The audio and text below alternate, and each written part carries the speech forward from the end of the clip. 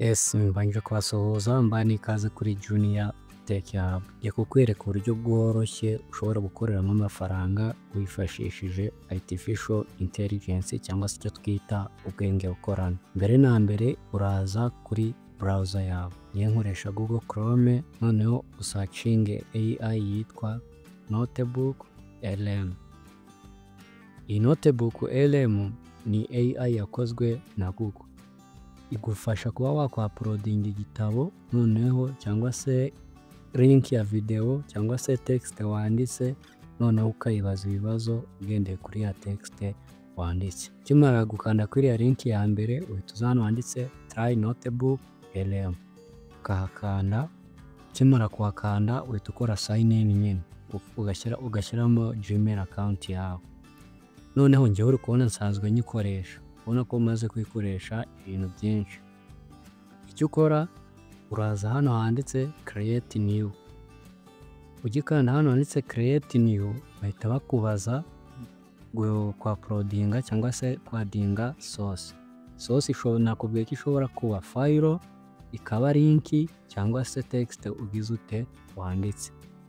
Hano iyo ushaka kwa-uploadinga file uza hano, noneho washaka kwa-uploadinga document zawe ziri kuri Google Drive ukaza hano, washaka gupestinga link ya website cyangwa se ya YouTube ukaza hano, noneho washaka gukopia text ukaza hano. Ibi ndi kukubwira ni uburyo ngiye kukwereka wakoreramo amafaranga mu buryo bworoshye wifashishije AI. Iyi video yose yirebe, ndabizi uraza kunshimira. Hano noneho uraza hano handitse upload source ugakanda choose file. File zangeze hano kuri desktop.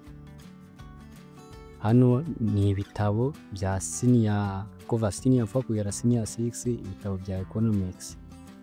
Icyo ngiye gukora ngiye kubiselectinga byose, noneho nkande open. Nimara gukanda open uri kubona ko biri kuba uploaded hano kuri source, kuri kano gace ka source. Nibimara kuba uploaded, hano hari akandi ka box kuva hano hejuru kumanuka hano hasi bita chat. Aka ka box niko ushobora gutayipingamo prompt yawe ubwiriye AI ibyo gukorera. Noneho hano ku ruhande hari ikindi gice cyitwa studio. Bya bitabo uba wa-uploadinze hano muri source ushobora noneho kubikoramo podcast, abantu babiri bakabiganiraho. Kubona ko igitabo cya mbere kimaze kuba uploaded cya senior 4, reka dutegereze n'ibindi bibe uploaded.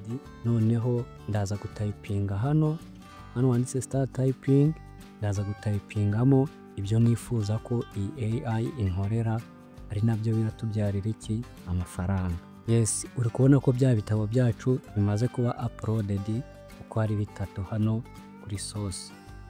Noneho bahise banaduhereza icyo bita summary ya bya bitabo tumaze kugira ute kwa-uploadinga. Uri kubibona hano ko bamaze kugira ute kuduhereza summary. Noneho icyo ngiye gukora, ngiye kubwira iyi AI imhereze give me 100 multiple choice questions, then provide correct answers. Ndayibwiye impereze ibibazo 100 bya multiple choice questions, noneho nyuma yaho providing ibisubizo by'ukuri.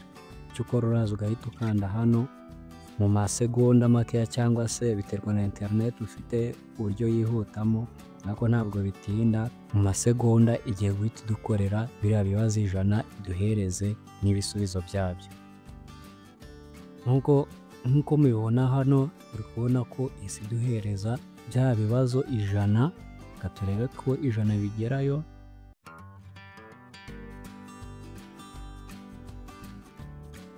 Mirongo 90. Uri kubona ko kiri gutayipinga 100 ngiyo bigezeyo, ibibazo 100 ngiyo.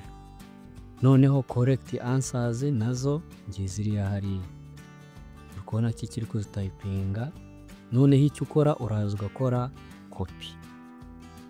Noneho ukaza ugafungura indi tab ukandika no docs kugira ngo dutunganye biriya bibazo byacu ndetse n'ibisubizo. Ukaza ukabipestinga control na V cyangwa se right click, ukaza ugakanda paste. uri kubona ko byamaze kuba pasted muri Google Docs. Icyo ukora noneho tugiye kubitunganya nyine bigaragare neza. Icyo ukora uraza ugakuraho bino bitexte byo hejuru, ushaka n'izi multiple choice wakandikaho economics multiple choice questions from senior 4 to senior 6. Noneho ukaza ugiye kubikora yo professional nyine ku buryo umuntu yabireba akifuza kugura bino bibazo. Noneho ikintu tugiye gukora, uri kubona ko ntabwo iba yagize ute, ntabwo iba yashyizeho option ku buryo zikuri option A ize ari iya mbere, option B ikurikireho. Ibyo tugiye gukora noneho, uraza ukagira gutya ugahanagura iyi A, noneho ukagenda manuka gutya kugira ngo bigaragare neza. Noneho bibaye byiza ikibazo wanagihighlightinga, noneho ukakigira ute, ukakibodinga kugira ngo gitandukane na option. Noneho ukaza no ku kibazo cya kabiri ukabigenza kuriya, noneho ukabigenza kuriya, ibibazo byose nyine bikagaragara neza. Ibibazo byose bikagaragara neza. Noneho cya gatatu nacyo ukabigenza gutyo, ibibazo byose ukabigira kurya nyine ku buryo biragaragara fresh. Noneho icyo ukora, ibibazo byose nyine ntabwo nabitegura video yaba ndende, ntabwo nabitegura byose. Icyo ukora uragenda ibibazo byose ukabitunganya. Noneho tugeze ku gice cy'ingenzi cyo kubyara amafaranga.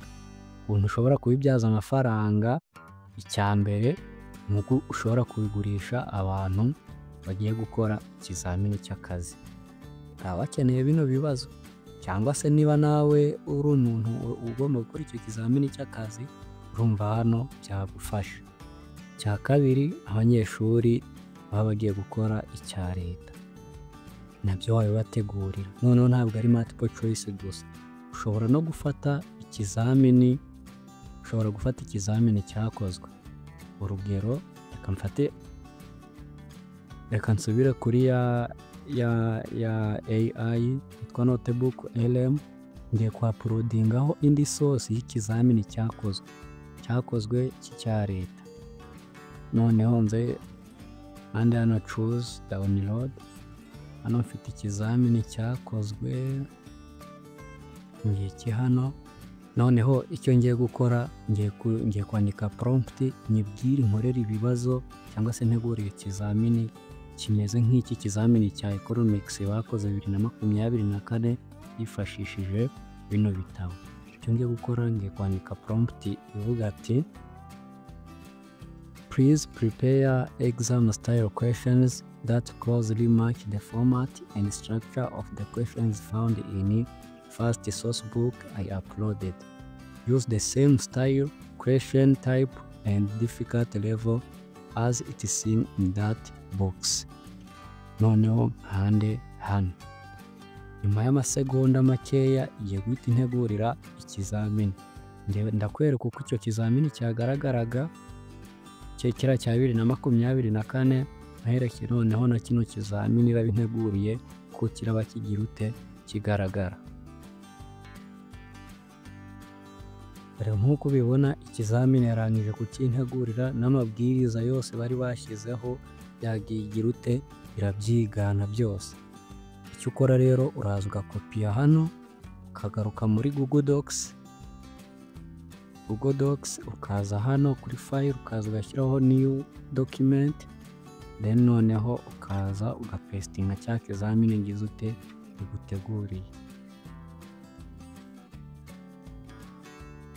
Uri kubona ko ikizamini yagiteguye n'amabwiriza byose yagigira ute, irabitegura, n'abari bagikoze yagiye byose, mbese ni fotokopi ya kiriya kizamini. Noneho icyo ukora, uragenda ukagitunganya nk'uko hejuru twari turi kugitunganya, ukaza hano ukagenda ugitunganya kugira ngo kigaragare neza, kugira ngo ikizamini kigaragare neza, ukagenda ugitunganya noneho ukaza kukigurisha cyangwa se ukagihereza murumuna wawe. Ashobora kuba ari kubyiga cyangwa se agiye gukora icya leta cyangwa se aba afite smartphone nawe akabyikorera akitegura ikizamini neza. Uko niko AI ishobora gutuma ukorera amafaranga cyangwa se ukitegura ikizamini neza, cyaba icyo mu ishuri cyangwa se icy'akazi, mu buryo bworoshye cyane, nta mvune nta mvune bigusabye. Rero iyo uragiye gutegura kiriya kizamini cyawe, uragenda ushaka wanagifunika ukagishyira mu gatabo. Ndabizi muzi gufunikisha udutabo, noneho ukaza mbere na mbere uraza ukadawunirodinga as PDF kugira ngo uzagiprintinge ubigurishe via PDF. Uri kubona ko ibaye PDF ya dokumenti yanjye. Nta muntu utaguha amafaranga iyo babiteguye neza, kuko ni ibibazo biba bigendeye kuri karikiramu umuntu yari kugira aba ari kwiga. Rero ushobora no gukorana n'abarimu bakwigisha nka segondere se cyangwa ahandi hantu, bakabishishikariza abana babo bakayigura, bakaguhereza ibyo biceri, ariko upfa kutabaca amafaranga menshi. Uku rero niko ushobora kubyaza umusaruro artificial intelligence. Nzakwereka ubundi buryo ushobora gukoreramo amafaranga bwa kabiri wifashishije AI. Murakoze, mukore subscribe kuri Junior Tech Hub.